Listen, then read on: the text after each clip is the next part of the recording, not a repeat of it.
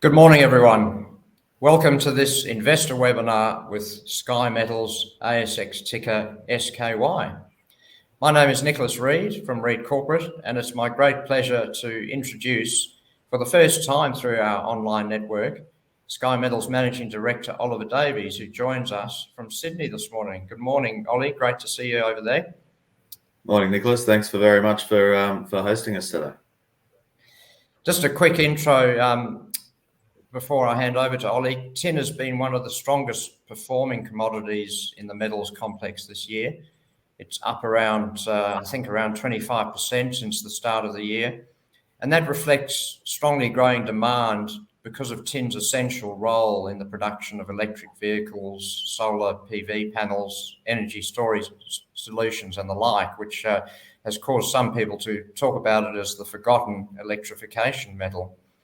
Tin has also been identified as a metal with an incredibly challenged supply pipeline, highlighting a compelling case for potential new mines, particularly in Tier 1 jurisdictions such as Australia. Sky Metals is one of the few ASX-listed tin stocks that is doing exactly that. It's aiming to develop a new tin mine at its 100% owned Tallebung project, located in central New South Wales. Chaired by highly successful mining executive Norm Seckold, Sky Metals has a compelling development story in a fascinating and often overlooked commodity. It's also had two significant project updates out earlier this week, which is why we're very pleased to have Ollie join us this morning to give us an update. And just a quick reminder before I hand over to him, this is intended to be an interactive session, so please use the Q&A tab on your browser to log any questions that you may have. And as soon as Ollie's finished, I'll pop back and we'll run through all of your questions online. So with that introduction, Ollie, great to have you. And we look forward to hearing an overview of Sky Metals, what you've been up to, and more importantly, where you're headed. Please go ahead. Excellent. Thanks very much for the introduction. And as mentioned, we are developing a large-scale tin deposit in New South Wales. We're near Cobar, which is a very well-established mining area, and the site itself is a historic mine. So we're really looking at getting this project back into production and taking advantage of some ideally suited modern technology that really makes the project sing. Quick disclaimer here. As Nick mentioned, we've got a great board. Norm Seckold is our chairman, Richard Hill and Remus Karitis on the board as well. Remus is managing director of Alpha HPA, very successful technology high purity alumina company. And importantly as well, Remus and Rich started the Hera mine, which is actually quite close to Taliban, and they are involved in taking Aurelia from an exploration company into a developing and producing gold company. And so very good experience of delivering in New South Wales. And then myself, who's worked with Evolution and Alkane in New South Wales, involved in some successful discoveries there. I'll try and move through the tin stuff pretty quickly and get to our recent updates. But the tin market, as has been alluded to, is looking like a very exciting area to be in at the moment. For a long time, it's been neglected. Not many people have looked into securing more tin supplies, and largely the developing world has been responsible for that, but it's absolutely vital in modern technology. So electronics and our sort of electrification transition are all dependent on tin as a solder to hold all electronics together. So it's a very important technology metal, and also with growing demand in AI. So looking at the current producers, China's obviously one of the big world producers and a big end user, and they haven't seen any increase in domestic production. So they're more and more becoming reliant on imports. And most recently, about 40% of China's tin comes from Myanmar, and with the junta there, they've seen less and less tin coming over the border. So their supplies are getting more constricted. And then Indonesia as well has had a recent pullback in supply as well, with some corruption scandals and approvals issues. So we're seeing two of the largest tin producers having some issues here, and something that there's very limited reliable and ethical sources for. So very much so, tin is coming to the forefront as a modern electrification metal, and this is where Sky Metals comes in shoring up this supply. So Tallebung is a major historic operation discovered in the 1890s, worked right up until the 1980s. There's quite a lot of small shafts and open pits, and you can see an aerial photo here of the large-scale alluvial mining prominent in this picture, and that was right through the 1960s and 70s. But importantly, given that history of mining, there's a lot of shortcuts that we at Sky can plug into and get it back into production again, and we're exploring this large underlying hard rock resource there that comes to surface and getting some exciting results. So most recently this week, we announced some drilling around some potential high-grade areas that we've discovered. These are right on the margins of the resource. So about 3 months ago, we did a step-out hole well beyond the current extent of the known resources at Tallebung, and we actually hit 11 metres at over 1% tin. For people unfamiliar with tin, that's equivalent to about 3% copper or around 4 grams gold. So a really high-grade hit of tin there, along with some silver and tungsten, and quite close to surface, definitely open pittable. So quite an exciting result for us, and we came in and did an aggressive drilling program around that and have intercepted more high-grade tin there. So 6 metres at over 0.5% tin, and people, again, unfamiliar with that, that's equivalent to about 2% copper, and it's all open pittable. And then that's before we have beneficiation with our ore sorting technology. In addition to that, on the eastern margin of the resource, we have intercepted 10 metres at about 0.7% tin, and that's looking like we have a very shallow, high-grade extension off to the eastern margin of the resource as well. So the deposit is remaining open in all directions, and it's looking like there are some high-grade areas that are going to be key for us to exploit early in the mine life. And the advantages that we have at Tallebung are really looking at a very, very low-cost operation. So we have tin veins outcropping from surface. The mineralisation comes to surface. It's open pittable. From there, we've got a very low strip ratio, so we can mine it at very low cost, then crush it and run it through ore sorters, which get rid of 80% of the mine mass and upgrade the grade in the resource by at least 5 times. That sees us processing a very small amount of what we actually are looking at mining, and giving us a very low cost processing, which is just through a simple gravity circuit, the same circuit that they were concentrating tin up here in up to 100 years ago. So very simple circuit to then make a high payability concentrate. So we think we have the makings of a really low cost operation here. Our current resource as it stands is about 15 million tonnes at 0.15% tin. But importantly, that doesn't include our most recent hits. And also with that ore sorting upgrade that we're getting of at least 5 times, we're seeing that increase dramatically with the grade to then be processing downstream. So it's an exciting time to incorporate these new assets at Tallebung. Just to explain now a bit about the ore sorting and what we're seeing there most recently.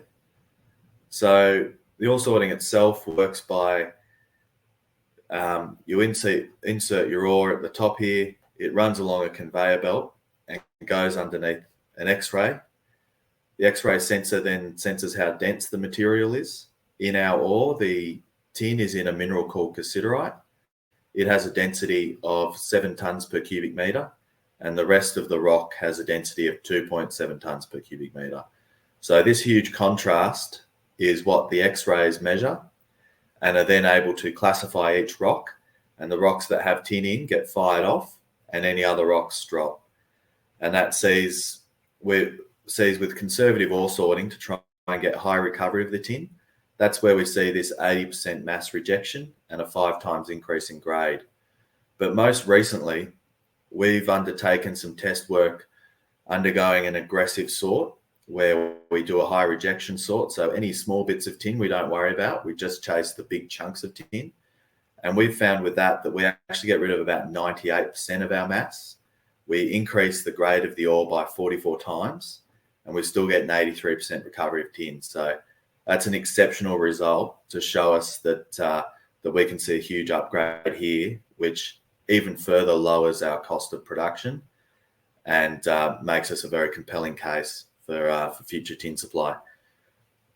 To understand sort of how this ore sorting works, this is an image here courtesy of Tomra, and it shows on the left-hand side of that figure is the raw XRT image. So there you can see all of the sort of grey to black grains of rock. And where it's darker is where more X-rays have been absorbed, and that shows you where the tin is.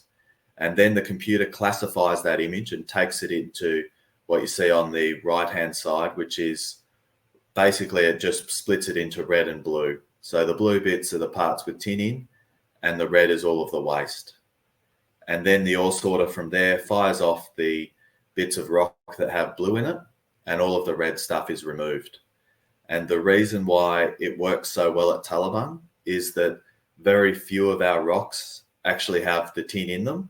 Quite a lot of the rocks that we mine are actually without tin, and so we can get rid of them just with this simple step. This is unique to Tallebung at the moment in that a lot of other tin deposits, they have a mix of tin throughout the deposit, and it means that they can't get this separation or as good a separation as we get at Taliban. So it's really an ideal piece of technology that is very, very well suited for this particular deposit, and we're seeing some terrific results with it now. And just within the deposit itself, there are some high grade areas as well in the existing resource that are looking like higher grade shallow startup pits, and it's exciting that we're finding more of these on the margins of the known resource as well. And just in terms of the pathway forward for us, at the moment we've defined a bulk tonnage MRE. We've gone through a lot of metallurgical test work at this point to make sure that that the ore sorter is running consistently throughout the deposit, and now obviously already making improvements on that. We've just completed an infill and expansion drilling program, and work over the next few months will determine if there's more to do on that. But concurrently with all of this, and to show us the conviction that we have in this project, we're also developing our environmental side of things. So we've constructed a couple of groundwater monitoring bores. You need 2 years worth of data to get your approvals on that. So that's well advanced. We're in over a year of the data from those now.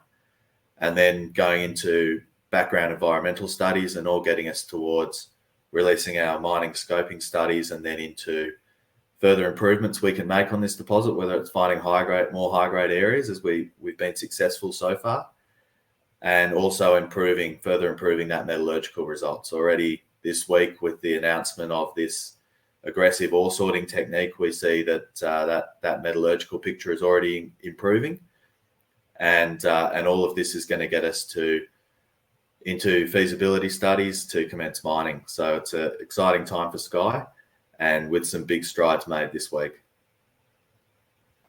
Thank you.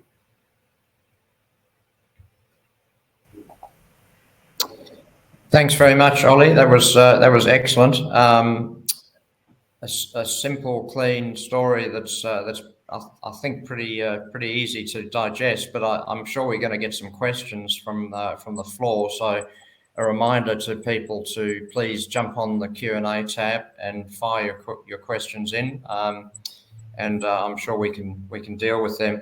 I just wanted to start, Ollie, by asking you a bit more about the ore sorting announcement this week. I think when we chatted earlier in the week, you said it was a potentially transformational development for the company, and I wanted to get a bit more colour around that. I suppose in practical terms, rejecting 80% of the mine mass while still achieving, a grade uplift of I think 5 to 6 times, you said, and still getting incredibly high recoveries. Just putting that into, I suppose, slightly more layman's terms, I mean, what is the significance of that from a future operation in terms of, I guess, capex and the practicalities of developing a mine?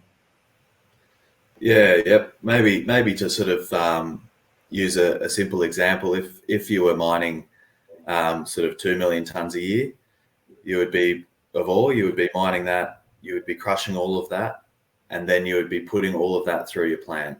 So you would need a plant that can take upwards of sort of 2 million tons a year, which would be quite a significant cost to build all of that, and then also a lot of water and power and any reagents as well. So there's a lot of cost involved in that ordinarily. The advantage that we have is that the ore sorter means that we mine it and crush it, and then the ore sorter gets rid of 80% of that mass. So instead of needing a 2 million ton per annum plant, we could be looking at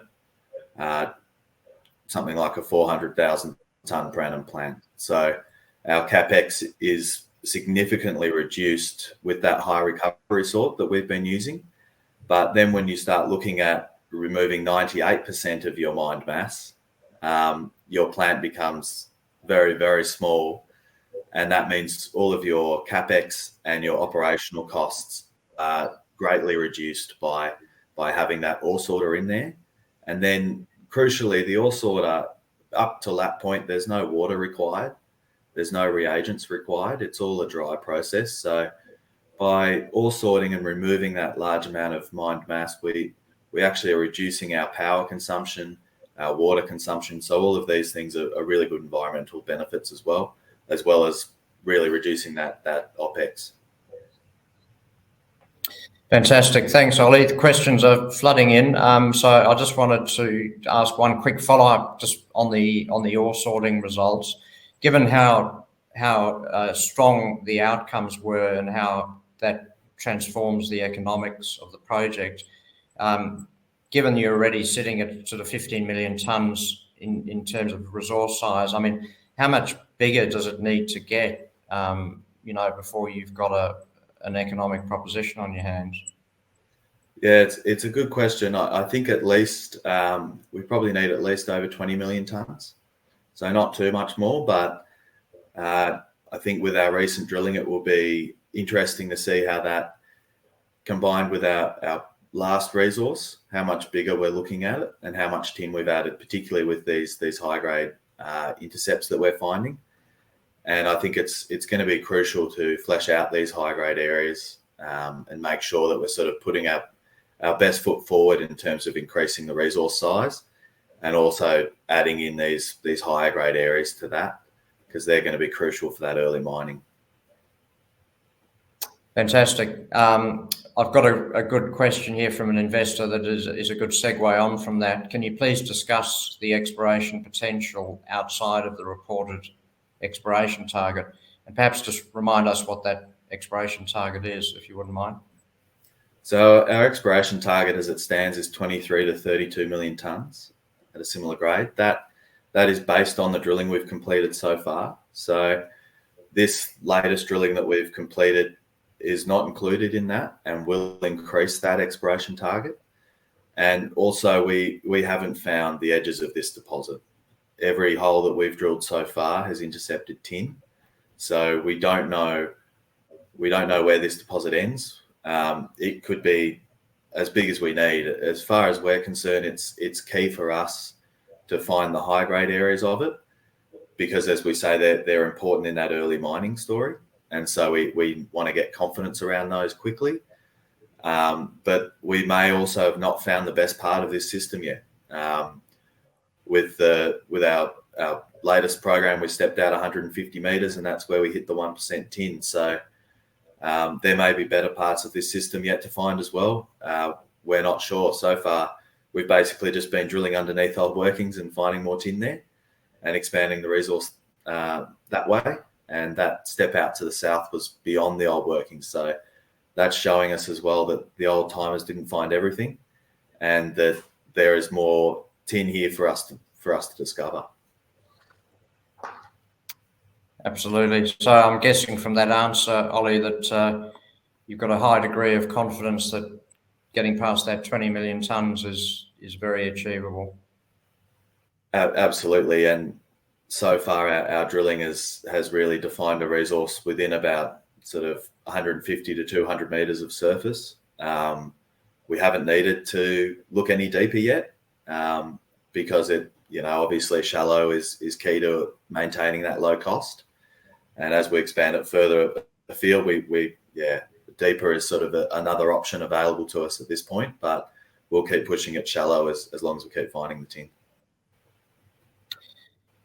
Fantastic. Next question, interesting one. An investor asks, do you have any plans for a US stock exchange listing? And I'm sure the thinking there is that with the critical minerals IRA situation in the US, that there might be a warm level of interest in that market for what you're doing. At this stage, we haven't looked at that, given that we're still quite a small company. Second listings can sort of open us up to additional costs. There are already costs associated with our ASX listing, so we're quite keen to sort of try and keep our costs as streamlined as possible.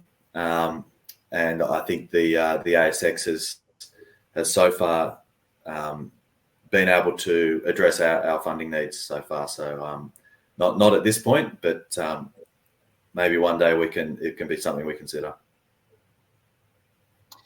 Fantastic. Thanks, Ollie. The next question is, will the waste product of the more aggressive, i.e. the high grade 98% ore sorting, be potentially acid forming?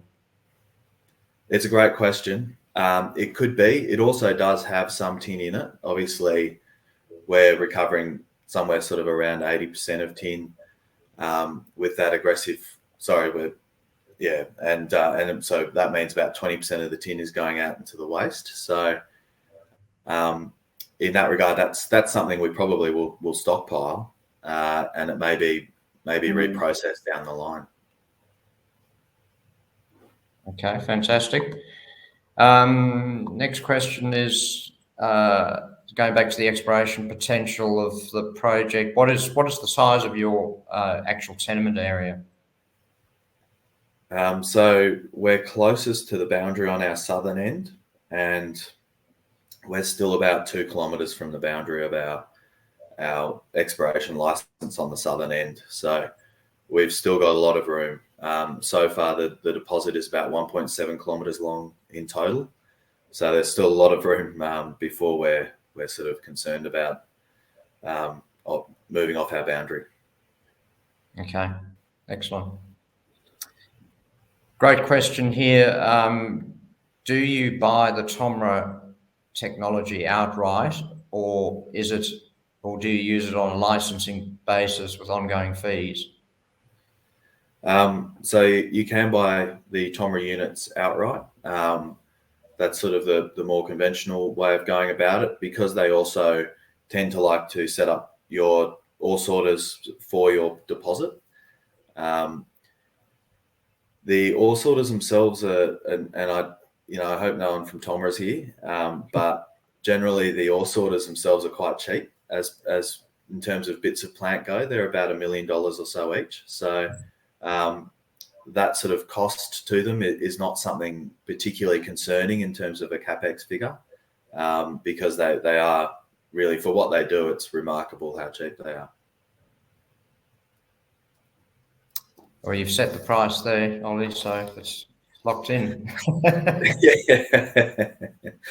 Yeah, I don't like to tell the Tomra guys how cheap it is, but yeah. I just wanted to ask just a related question on the ore sorting, because you spoke about you gave a sort of an equivalent grade in your presentation where you spoke about the southwest extension where you're getting, I think, over 1% tin, and you said that equates to around 3% copper and 4 grams of gold, which is quite amazing. So I mean, can you give us a bit of a, I mean, obviously tin operations, investors generally are more familiar with copper and gold. Can you give us some sort of sense of how, if all of this goes to plan, how would it look if you sort of converted it into a copper or a gold, whichever's easier type of scenario? And I don't want to get you in trouble with the ASX, so be as broad as you feel you can, but just to give people a bit of a benchmark, I suppose.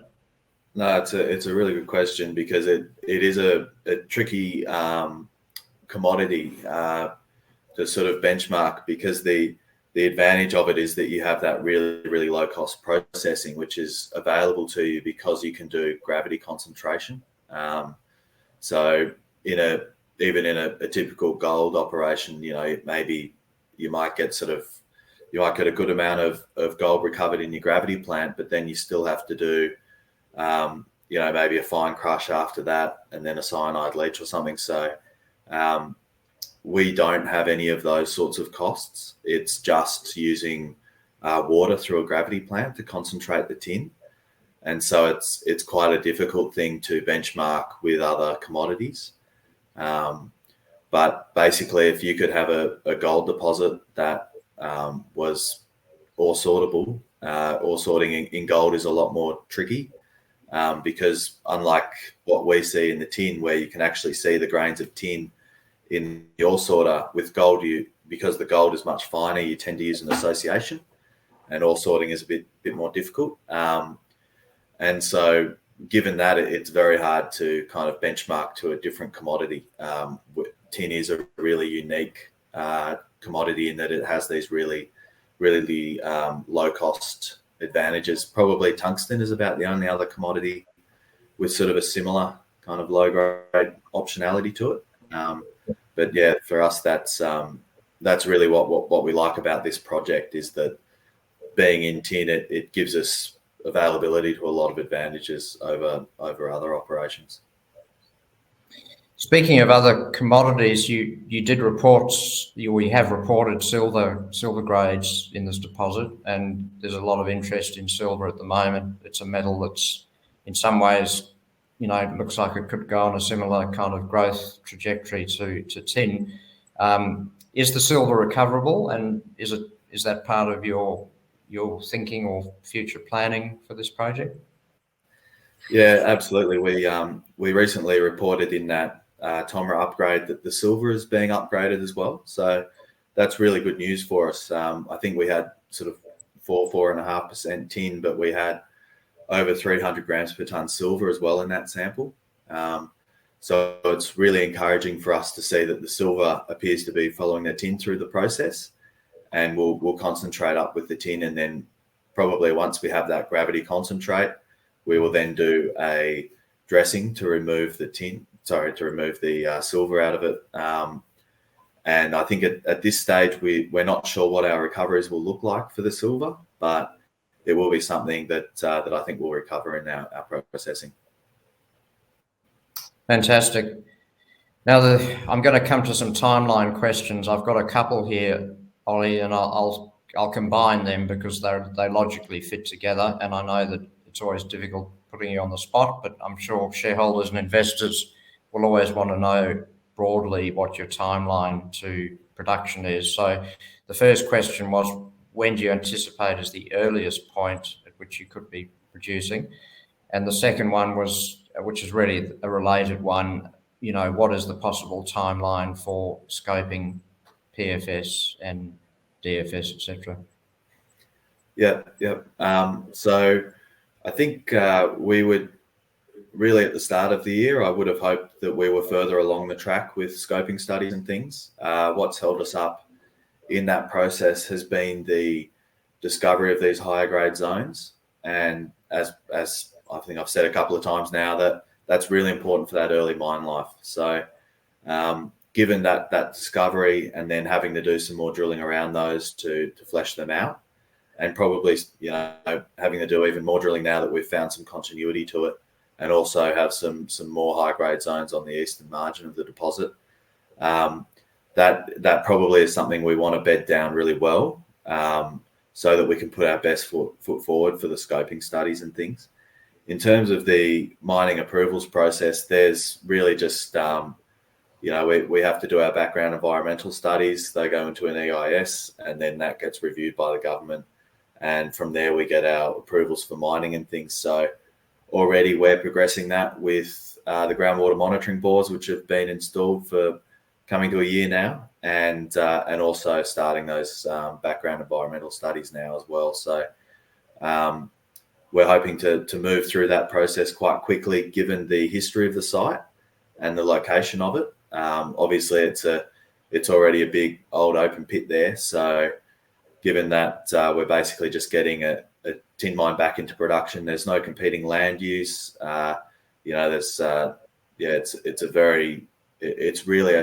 It's hard to imagine a better site to get back into production, to be honest. So in terms of that, we think this should be a pretty streamlined process.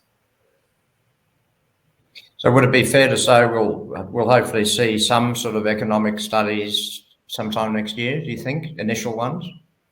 Absolutely. Yeah. We'll be working on a few internally now, and just to start giving us an idea of where we need to focus our next line of work in, and whether or not these things are the main thing holding us back. Really is just the confidence in the resource and how much drilling we have in it, and we'll just see how our geology unravels over the next sort of month or two, and whether we can have enough confidence in the resources to then announce those scoping studies.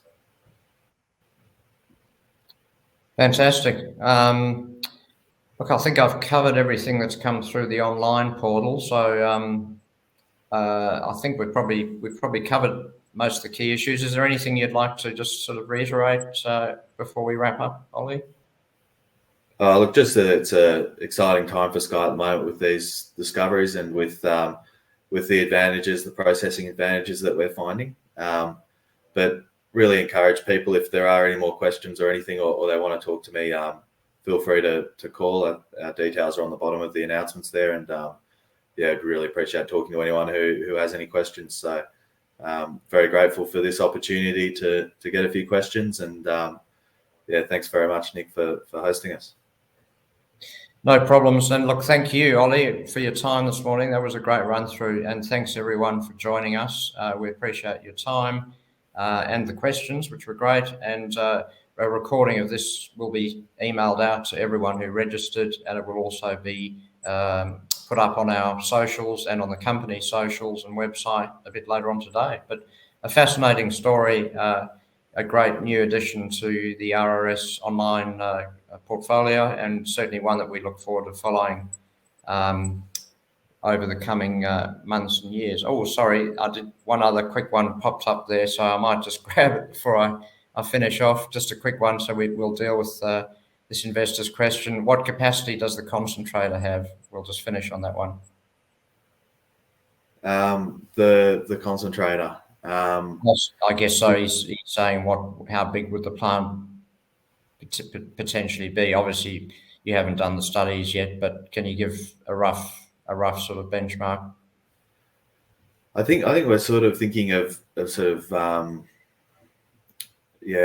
I probably can't say too much yet without sort of having some firm studies out and things.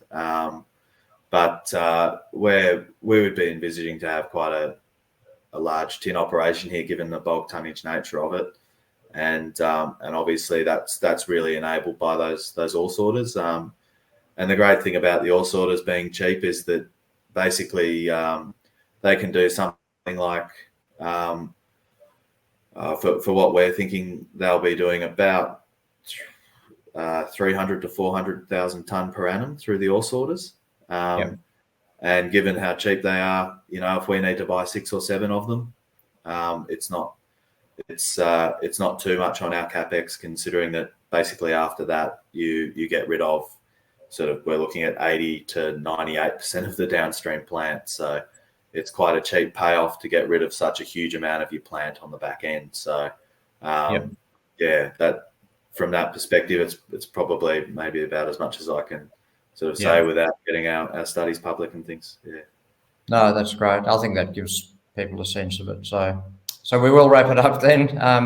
Thanks everyone again. Thanks, Ollie. Thank you to everyone for tuning in and for your questions. And as I said, the recording of this will be published later this morning or later today. So thanks for your time. We look forward to following the Sky Metals story over the coming months and years ahead. So have a great day. Thanks for joining us. Thank you.